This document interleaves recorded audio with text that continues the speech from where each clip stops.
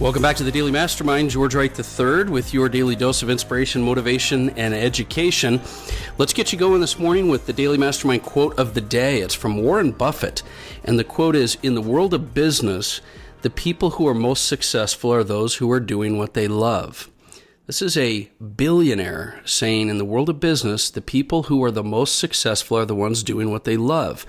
Think about what you're doing right now on a day-to-day basis. Think about what it is that is your unique talent. We always talk about that. You're something you're passionate and you're excellent at. And so doing what you love usually falls inside that target. I encourage you to really think about how you can spend more and more of your time inside that area of business and in your life. If you do, I think you're going to find you're going to be more productive, more excited, more passionate, and you'll get more results. So let's get back to the topic we had earlier this week, and that is happiness. And, we talked about on Monday the idea that happiness and success are not the same thing. They're different emotions. And most of us kind of go throughout life thinking if we have a certain degree of success, we're going to have happiness.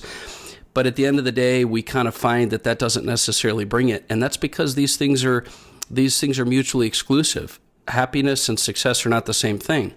Even chasing happiness, we determined, is not necessarily going to get you that, because happiness doesn't necessarily like to be pursued. It likes to be attracted by the person that you become, by your growth. So I asked you a few questions, like what do you want? And is there a difference between short-term pleasure and happiness? And is achievement going to give you the happiness you want in your life?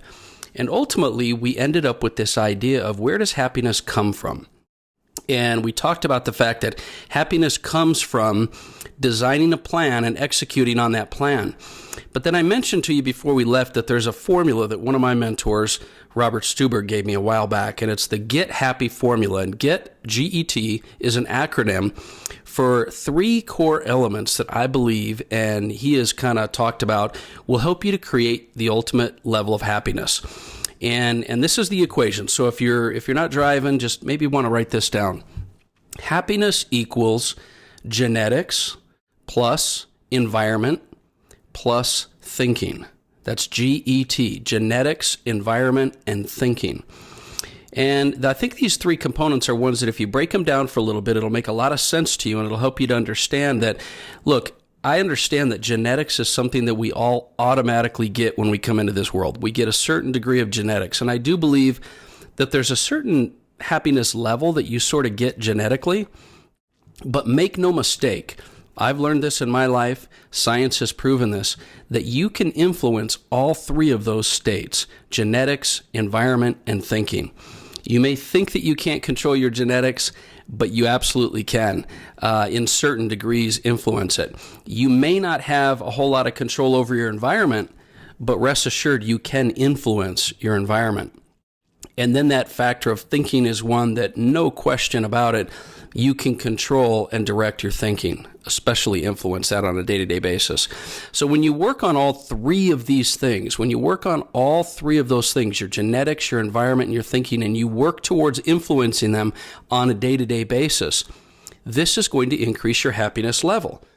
And this is what I talk about when I say creating a plan and executing on it. Happiness is not something that you find. Happiness is something that you do. Happiness is something that you do. You create the plan and you execute on it. And that plan is going to involve influencing these three areas. Now, how do you do that? Well, the key is to control and influence the set points on each of these areas. And what do I mean by set points? What I mean is the input that goes into those specific areas, the things, the factors, the types of influences that you can work on that are within your control that you can influence. The factors within your control that you can influence, the set points you can influence to direct them. So let's talk about each for a second. Genetics. You may not control your genetics. However, you definitely can control the set points. I'll give you a ton of examples. Your diet. Your diet is absolutely going to affect your happiness level and your genetics, because your physical form is going to be determined by what you put in your body. The nutrition, the supplements, the vitamins, the minerals. Do you eat fast food, or there again, are you specific with your intent in your diet? Or are you just eating whatever's convenient? Do you use the excuses that I don't have a choice, I don't have the money, I don't have this, I have that? The bottom line is this: you can eat healthy, you can eat intentional at any budget, trust me. What about exercise? Exercise is something that'll affect your genetic makeup. Nutrition, the type of food you put in your body will affect your makeup. Your lifestyle. Do you have a sedentary, I think that's how you say it, lifestyle where you're kind of sitting all the time and you're working on a computer? Or do you get up, walk around? Do you take breaks? Do you move? Do you move your body? What type of lifestyle do you have? What type of extracurricular activities do you have? And coaching. Coaching, absolutely, without a doubt, can help your genetics. I'll give you a great example.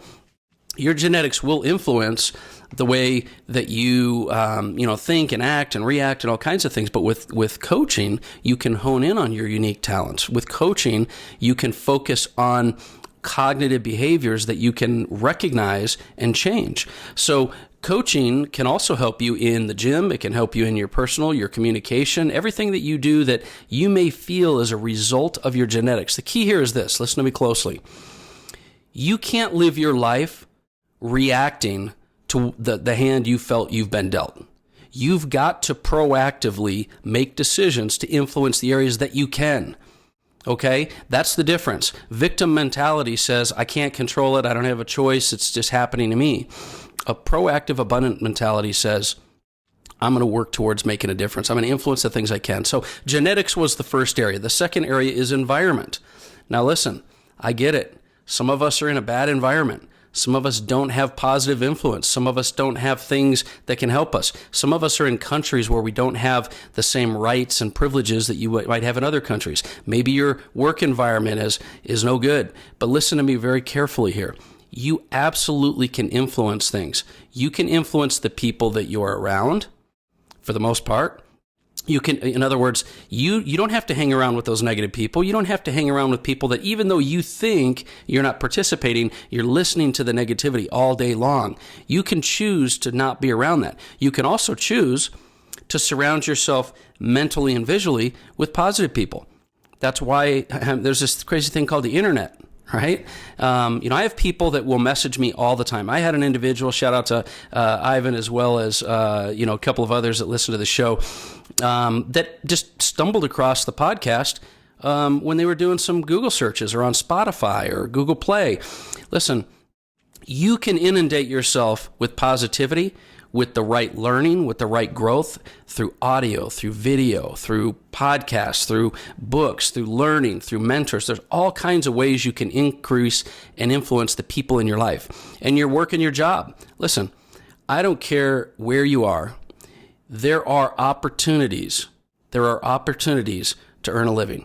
There are jobs where you can be proactive instead of settling for the job that you happen to have, where you're working in areas that you're maybe competent or even incompetent at. You can focus on finding ways. We all have time. I haven't met someone yet that hasn't, if they made the decision, been able to identify opportunities if they've worked hard enough and long enough to try to figure them out. Your living arrangements, what you listen to, what you focus on, what you read, what you surround yourself with. Are you constantly on your phone? Are you constantly scrolling social media? You can control your environment because your environment is nothing more than what you allow to be around you. And so you may not control all of it, but you can influence your environment. No doubt. So that's genetics and environment. And what I'm encouraging you to do is find ways you can influence it. All of you are in different situations. Find ways that you can influence those three areas because your genetics and your environment will determine your happiness levels. No question. And then the final one, the one you have the most control over, even though you may think you don't, is your thinking. And, Robert used to talk about this being your philosophy, your filter on life, how you view things, how you think about things. Remember, we all can perceive situations differently. Events in your life don't have a meaning. They only have the meaning you give to them. And so you have to decide how you're going to approach life before you can control your thinking.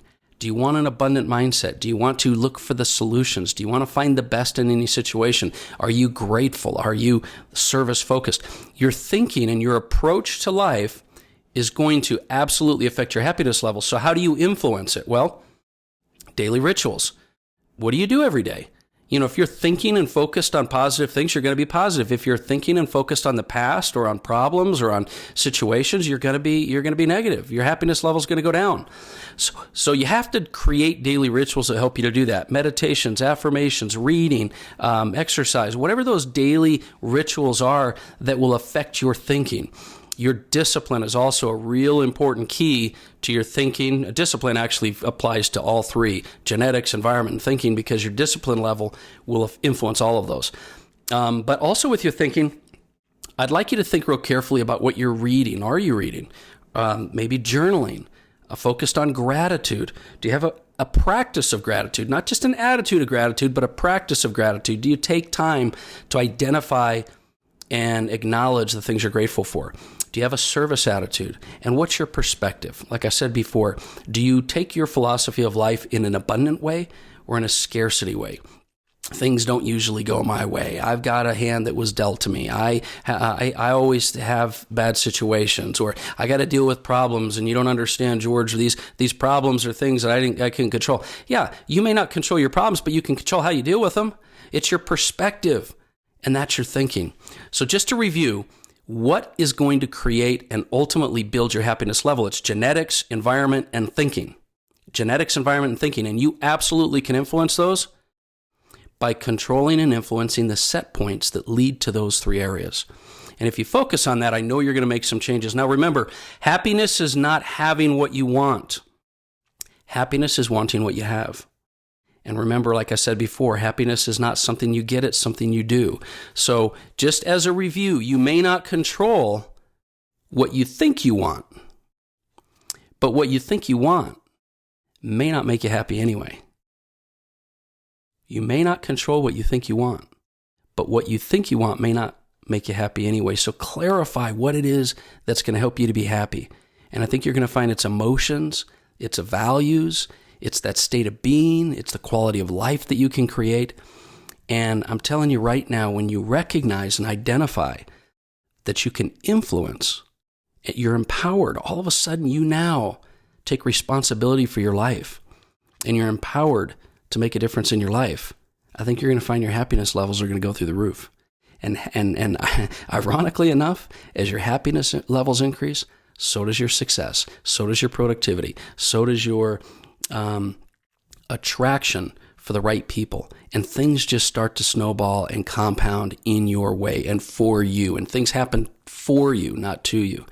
That's my thought for today. I hope you have an amazing day. I look forward to talking with you tomorrow. Actually, what we're going to do tomorrow is I'm going to talk to you about the 4 happiness components you can really directly control and influence: your physical, intellectual, emotional, and spiritual areas. And I think those things will also be great suggestions for you on your happiness level. And then we will carry it in towards the end of the week. So that's the message for today. Refer this podcast. Share this with somebody. If you think it's something that brought value to you, and if it didn't, then you won't be listening anymore. So if it brought value to you, do me a favor and share it. I'd really appreciate it. It'd mean the world to me. And I hope you have an amazing day. I'll talk with you soon.